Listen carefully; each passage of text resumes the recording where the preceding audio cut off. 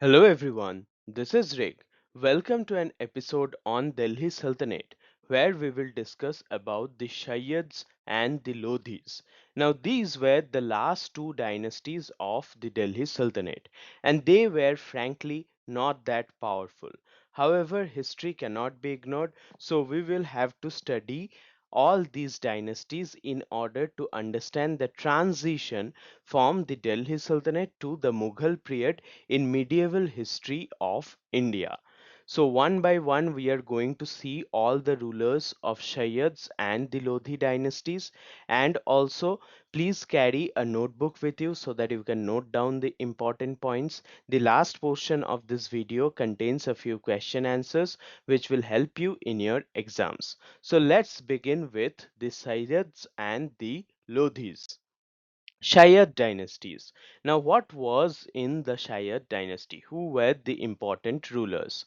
So, origin and name. This Sayyid dynasty was founded by Khizr Khan. The Sayyid dynasty derived its title Sayyid from claiming descent from Prophet Muhammad through his daughter Fatima. So, these people, the rulers of the Sayyid dynasty, claimed that they are descendants of Prophet Muhammad through his daughter Fatima, just to prove their legitimacy in Islamic culture. And this dynasty was founded by Khizr Khan, who was the manager of the invader Taimur in India. It was the fourth dynasty of the Delhi Sultanate, ruling for approximately 37 years from 1414 to 1451. So, this was the fourth dynasty and it ruled for a very short period of time, that is from 1414 to 1451 CE. The dynasty followed the Tughlaqs and preceded the Lodhis. Their governance was marred by limited central control and territorial instability. So, this was the dynasty in between the Tughlaqs and the Lodhis. However, they were not that powerful at all, and their dynasty is known for the declining control from the center and instability in the territories. Rulers relied heavily on raids for revenue and had contended with powerful enemies like the Sharki Sultans of Jaunpur and Khokhars of the northwest. So these were the other powerful rulers at the time who did not allow the Shayyad rulers to control over the whole of northern portion of Indian subcontinent. So the Shayyad rulers had to rely heavily on raids for revenue. Weak leadership, court intrigues, rebellions in regions like Jaunpur and Gwalior, and deteriorating economy undermined the dynasty's stability. So there was deteriorating economy, there was court politics. Often the different portions of the empire like Jaunpur and Gwalior rose into rebellion. So these were all the declining factors during the Shayyad dynasty. Khizr Khan Sayyid. So Khizr Khan Sayyid was the founder who ruled from 1414 to 1421. Khizr Khan, once the governor of Multan under Firoz Shah Tughlaq, claimed Shayyad lineage and ascended after Taimur's sack of Delhi. So Taimur gave the responsibility to rule over India to a person named Khizr Khan, and he was a governor of Multan when Firoz Shah Tughlaq was the ruler. So he was a governor during the Tughlaq dynasty, and after the invasion of Taimur, he claimed the throne of Delhi Sultanate, appointed Taimur's deputy, and governed regions including Multan, Lahore, Dipalpur, and Upper Sindh before conquering Delhi in 1414 CE, thereby inaugurating the Shayyad rule. So, before becoming the ruler of Delhi, he ruled over provinces like Multan, Lahore, Dipalpur, and Upper Sindh, and thus he started the Shayyad rule. His reign focused on consolidating control over northern territories in a time of political fragmentation. So, his style of governance was to focus on the northern territories because it was a time of political fragmentation. Though his rule was short, he set the foundation for the dynasty amid regional turbulence outside threats. So his reign was short, but he is significant for founding the Sayyid dynasty. Mubarak Shah Sayyid ruled from 1421 to 1434. He succeeded his father Khizr Khan in 1421, a capable military leader and visionary. He sought to uphold and revitalize the Sultanate's former grandeur. So he was a capable military leader and also had lot of far-sighted plans, but he was not properly able to uphold and revitalize the Sultan to its former grandeur, even though he wanted to. So he ruled for a considerably longer period of time of about 13 years, faced growing opposition from powerful nobles. A succession of court intrigues hindered central authority. So he faced opposition from powerful nobles, and also there was a succession in court intrigues, means there was a lot of court politics during his time at that, and that hindered the central authority. Simultaneous rebellions in strategic regions like Jaunpur, Gwalior, Mewat, and others eroded his capacity to effectively govern. So there was external pressure during his time, and pressure came from regions in the form of rebellions. So rebellions happened in places like Jaunpur, Gwalior, Mewat, and also a lot of other places, especially from the southern part of Delhi Sultanate. His assassination in 1434 marked a tipping point, deepening the dynasty's decline and ushering weak successors. So he was assassinated, and the people who succeeded him were very weak. Muhammad Shah Sayyid. He ruled from 1434 to 1443,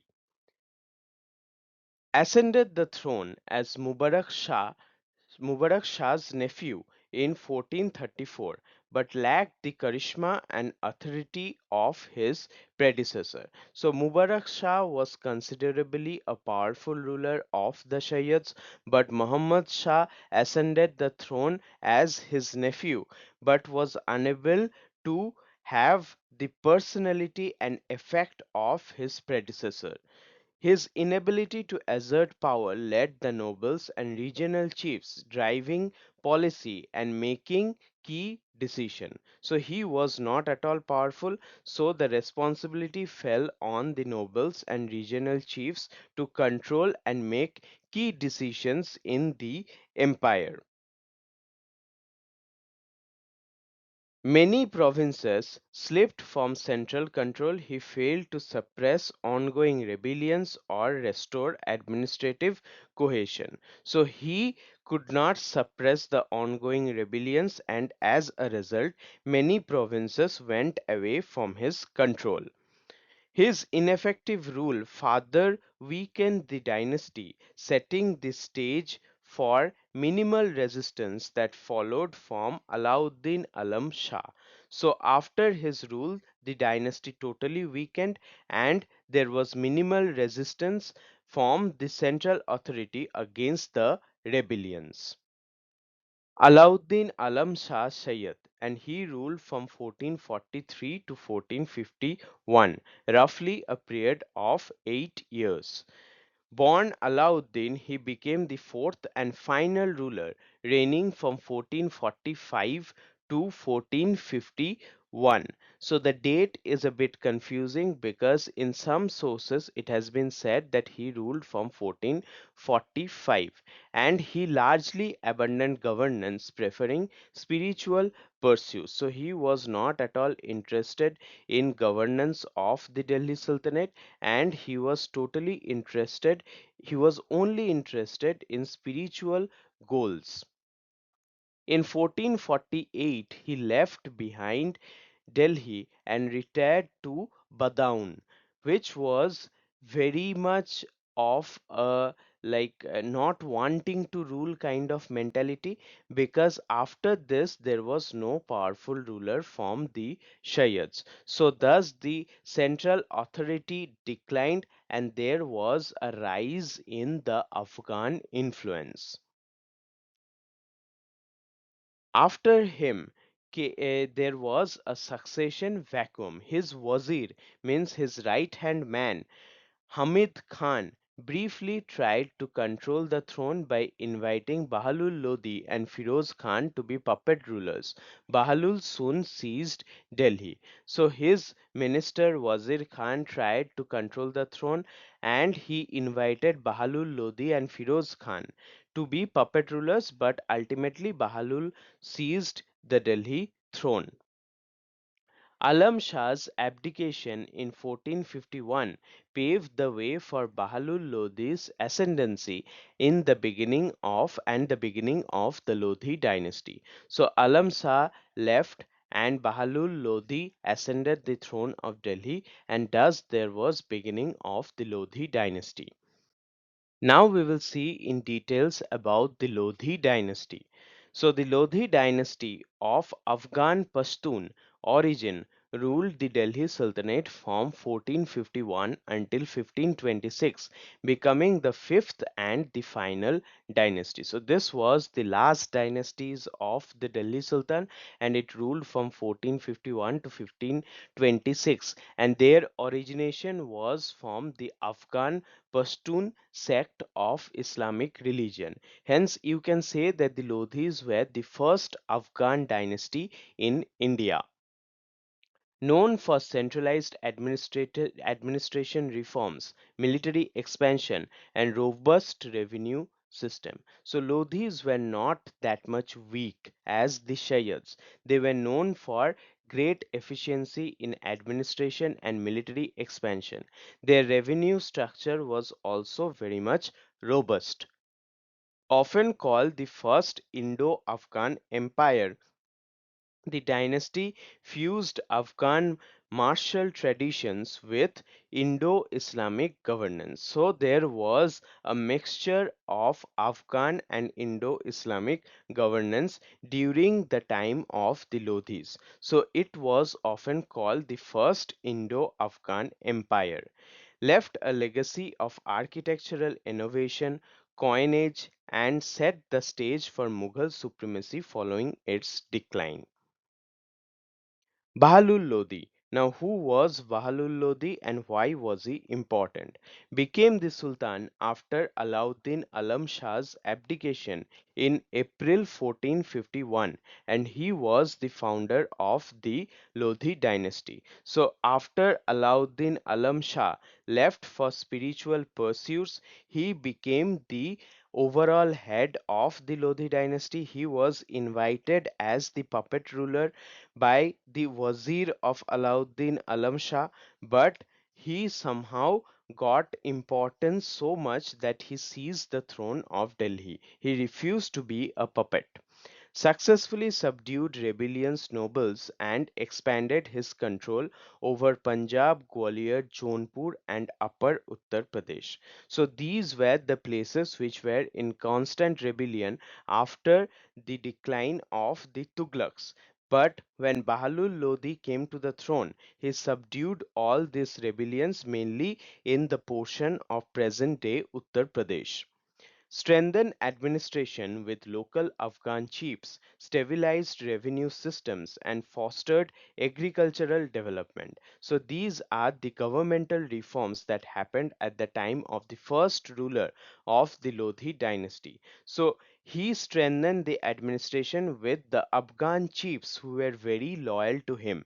Also, the revenue system was reorganized, and thus he could pay attention to agricultural development, which was the primary occupation of people at the time of Delhi Sultanate.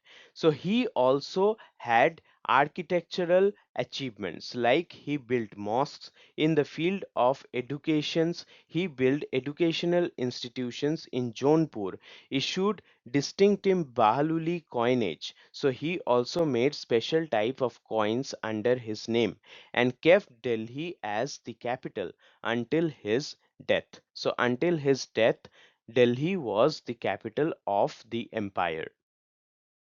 Sikandar Lodi, and he ruled from 1489 to 1517. That was the time period of Sikandar Lodi. So, rule and expansion. He succeeded his father Bahlul in 1489, expanded the Sultanate by annexing Jaunpur, Bihar, and Gwalior. So, for the first time after the decline of the Tughlaqs, we find expansion in the territorial conquest of Delhi Sultanate, and that happened with the annexation of Jaunpur, Bihar, and Gwalior.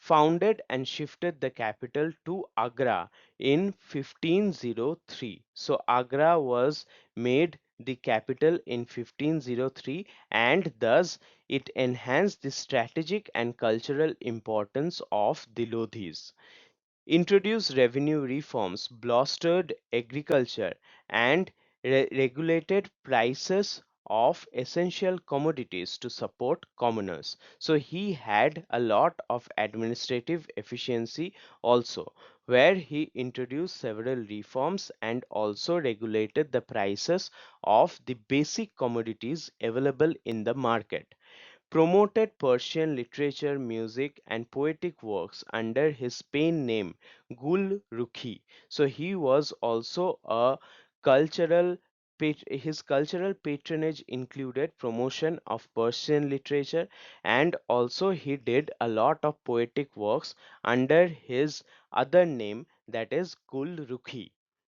He commissioned architectural projects such as Bara Gumbad and related monuments in what is now Lodhi Gardens. So the thing or the area which we call as Lodhi Gardens in Delhi was actually started by Sikandar Lodhi, and he made memorable architectural projects like the Bara Gumbad in 1490 CE. Now, this was the last ruler of the Lodi dynasty, that is Ibrahim Lodi, became the Sultan after Sikandar's death in 1517. His rule was characterized by harsh autocratic policies. So he became the Sultan after the death of Sikandar Lodi, and he was not at all popular among the people because his policies were very harsh and against the commoners, that is autocratic policies, faced continuous revolts from nobles and governors, including his brother Jalal, who challenged his authority in Jaunpur and Awadh. So, his authority was challenged in Jaunpur and Awadh by his own brother, who was Jalal.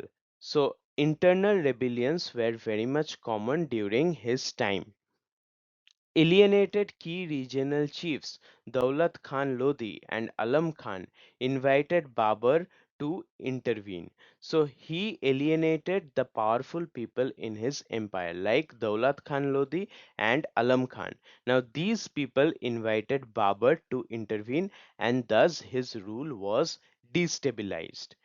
Military defeat and end of dynasty, was decisively defeated and killed by Babur's forces in the first battle of Panipat in April 1526. So in the first battle of Panipat, he was defeated and killed by Babur, marking the fall of Lodi dynasty and the rise of Mughal empire. So with that, the Delhi Sultanate ended and Mughal empire was founded in the Indian subcontinent. So now we will see the questions and answers which will be helpful to you in your exam. Who was the founder of the Sayyid dynasty? Who was the last ruler of this dynasty? The founder of Sayyid dynasty was Khizr Khan, who overthrew the last Tughlaq Sultan and established the rule of the Sayyid dynasty in 1414 CE. The last ruler of this dynasty was Alauddin Alam Shah Sayyid, who lost Delhi to Bahlul Lodi in 1451 CE, bringing the brief rule of the Sayyids to an end. Who were the first Afghan rulers in India? The first Afghan rulers in India were the Lodis.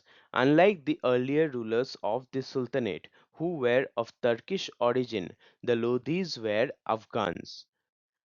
Write briefly on the reign of Sikandar Lodi. Sikandar Lodi, 1489 to 1517 CE, was the most powerful Lodi ruler. He annexed Jaunpur and Bihar and signed a treaty of friendship with the ruler of Bengal. He initiated many public welfare measures like Alauddin Khilji. He tried to lower the prices of all essential commodities.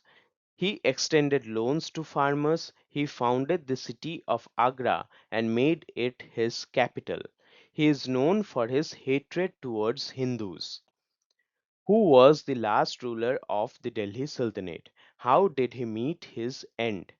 The last ruler of the Delhi Sultanate was Ibrahim Lodi, 1517 to 1526 CE. Afghan nobles rebelled against him but were defeated. He replaced senior nobles and governors with younger men, which created discontent. The displaced nobles conspired with Babur, who overthrew Ibrahim Lodi in the First Battle of Panipat in 1526 CE. So that was all about the Sayyid dynasty and the Lodi dynasty, the last two dynasties of the Delhi Sultanate. We have seen the governance of rulers like Khizr Khan from the Lodi dynasty. We have also seen how it was founded by Bahlul Lodi, what were the contributions of Sikandar Lodi, and we have seen how Ibrahim Lodi was defeated by Babur. So that was all for today. Support me so that I can bring brighter contents in future. Thank you for your patience.